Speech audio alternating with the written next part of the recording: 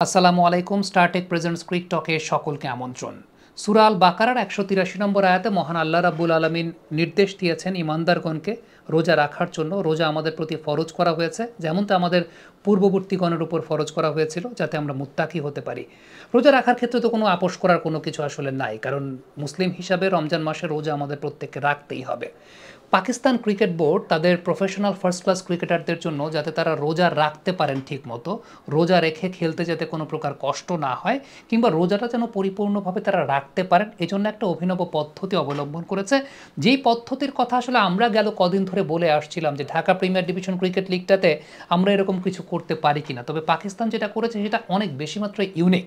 তাদের এই মুহূর্তে যে ফার্স্ট ক্লাস ক্রিকেট লিগ হচ্ছে, যেটা প্রেসিডেন্টস কাপ, সেটা মূলত এই সাদা ড্রেসের ক্রিকেট, লাল বলের ক্রিকেট, সেটা শুরু হচ্ছে ইফতারের পর থেকে। অর্থাৎ লঙ্গার ভার্সন, যেটাকে আমরা 4 দিনের ম্যাচ বলি, সেটা শুরু হচ্ছে ইফতারের পর থেকে, শেষ হচ্ছে সেহরির আগে। কত ইউনিক একটা পন্থা তারা অবলম্বন করেছে চিন্তা করে দেখেন। পবিত্র মাহে রমজানে প্রথমত ক্রিকেটারদেরকে তারা রোজা রাখতে দিতে চান, যাতে তারা ঠিকঠাক মতো রোজাটা রাখতে পারেন। নর্মালি যেটা হয় যে লঙ্গার ভার্সন ক্রিকেট যদি খেলেন প্রচণ্ড গরমের মধ্যে, এবং সেই সময়টা পেস বোলারদের জন্য সবচেয়ে কষ্টসাধ্য একটা ব্যাপার হয়ে দাঁড়ায়। এতে দেখা যায় যে অনেক পেস বোলাররাই তারা রোজা রাখতে পারেন না, বা অনেক সময় দেখা যায় অনেক ব্যাটসম্যানরাও তারা রোজা রাখতে পারেন না। যদিও হাশিম আমলাকে আমরা দেখেছি যে রোজা রেখে তিনি একটা অনবদ্য ইনিংস খেলেছিলেন টেস্ট ম্যাচ ক্রিকেটে।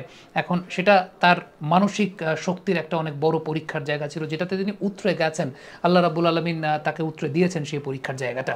তবে পাকিস্তান যে পদ্ধতিটা অবলম্বন করেছে, যে প্লেয়ারদের কাজটাকে একটু সহজ করে দেয়, একটু আরাম দেয়া, যেখানে তারা তাদের সেই ফার্স্ট ক্লাস টুর্নামেন্টের ম্যাচ তারা শুরু করছে মূলত ইফতারের পর থেকে, অর্থাৎ সন্ধ্যা 7টা 7:30 থেকে, এবং সেটা শেষ হচ্ছে রাত 2:30টার সময় গিয়ে, অর্থাৎ সেহরির আগে।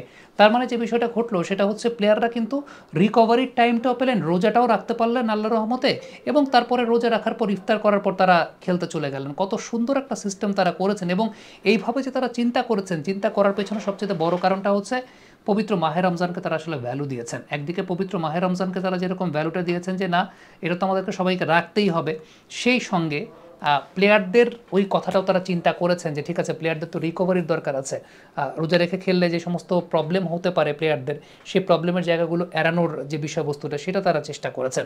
দেখেন, আমাদের বাংলাদেশের ক্রিকেটে Dhaka premier division cricket league চলছে, এবং Dhaka premier division cricket league এই গরমে, এই ওয়েদারে আলটিমেটলি রোজা রেখে যে সমস্ত ক্রিকেটাররা খেলছেন তাদের জন্য খুব কষ্টসাধ্য একটা ব্যাপার। আবার অনেক ক্রিকেটার আছেন যারা হয়তো বা পেস বোলার বিশেষ করে, তারা রোজা ঠিকমতো রাখতে পারছেন না।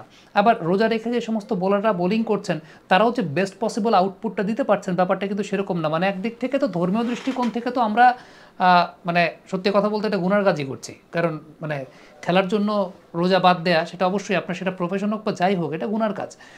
স্টারটেক থেকে পছন্দের প্রযুক্তি পণ্য মাত্র 24 ঘন্টায় পৌঁছে যাবে আপনার হাতে। অর্ডার করুন এক্সপ্রেস ডেলিভারিতে। ভিজিট করুন startek.com.bd। সেই সঙ্গে খেলোয়াড়ি দৃষ্টিকোণ থেকেও বেস্ট পসিবল আউটপুটটা কিন্তু পাওয়া যাচ্ছে না। এই জায়গাটা আমরা যদি এরকম কিছু করতে পারতাম, যে ঠিক আছে রাতের বেলা ম্যাচ শুরু হওয়ার দরকার না, আমরা যদি ডে নাইট করতে পারতাম। ডে নাইট করলে ব্যাপারটা যেরকম ঘটতো সেটা হচ্ছে যে দুপুর 2টা 2:30টার দিকে শুরু হতো, প্রথম ইনিংসটা ডে লাইটে হতো, তখন ওয়েদারটাও অত আনকমফোর্টেবল থাকতো না, এবং তারপর ইফতারের পর সেকেন্ড ইনিংসটা শুরু হতো রাত্রেবেলা। একদিক থেকে ক্রিকেটের দৃষ্টিকোণ থেকে উপকারের জায়গা হতো যে প্লেয়াররা আন্ডার লাইটে বোলিং করার জায়গাটা, আন্ডার লাইটে তারা ক্যাচ ধরার জায়গাটা শিখতে পারতো। এই সময় ডিউ যদিও খুব বেশি থাকে না, বাট তারপরেও কিছুটা তো ডিফারেন্স কন্ডিশন ম্যাটার করে।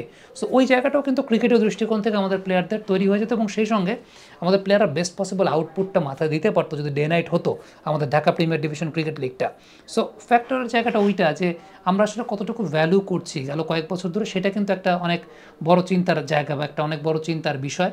এবং সেটা কতটুকু আসলে আমরা পরবর্তীতে আধুনিকভাবে চিন্তা করতে পারছি, সেটাও একটা অনেক বড় চিন্তার বিষয়। পাকিস্তান এই জায়গাটা আধুনিকতার পরিচয় দিয়েছে, যদিও পাকিস্তান এই বিষয়ে বলার আগে যারা অনফিল্ড নিয়মিত ফলো করেন তারা জানেন যে আমরা কিন্তু অনেক দিন ধরে দাবি জানিয়ে আসছি যে আমাদের প্রিমিয়ার লিগে অন্তত মিরপুরের যে ম্যাচগুলো আছে, সেই মিরপুরের ম্যাচগুলোকে যদি আমরা ডে নাইট করতে পারি, সেটা কিন্তু আমাদের ক্রিকেটের জন্য অনেক বেশি মাত্রায় ভালো, এবং সেই সঙ্গে আমাদের প্লেয়াররা রোজাটা রাখতে পারবেন ভাই ঠিকঠাক মতো। মানে যদি এরকম হয় যে প্রথম ইনিংসটা ওই 3 ঘন্টা, ওইটা খুব বেশি ম্যাটার করবে না, ওইটা প্লেয়াররা বেস্ট পসিবল আউটপুটটা দিতে পারবেন।